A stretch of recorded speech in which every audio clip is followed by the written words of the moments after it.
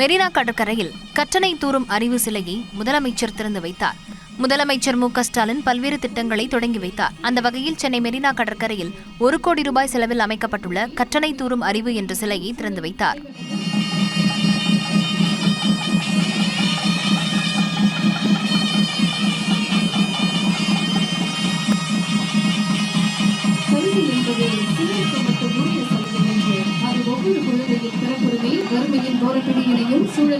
மேலும் கோவை வ.உ.சி. மைதானத்தில் 50 லட்சம் ரூபாய் மதிப்பீட்டில் அமைக்கப்பட்டுள்ள அறிவியல் விஞ்ஞானி ஜி.டி. நாயுடுவின் சிலையை முதலமைச்சர் காணொலி வாயிலாக திறந்து வைத்தார். கோவையில் நடந்த நிகழ்ச்சியில் ஜி.டி. நாயுடுவின் குடும்பத்தினர் பங்கேற்றனர்.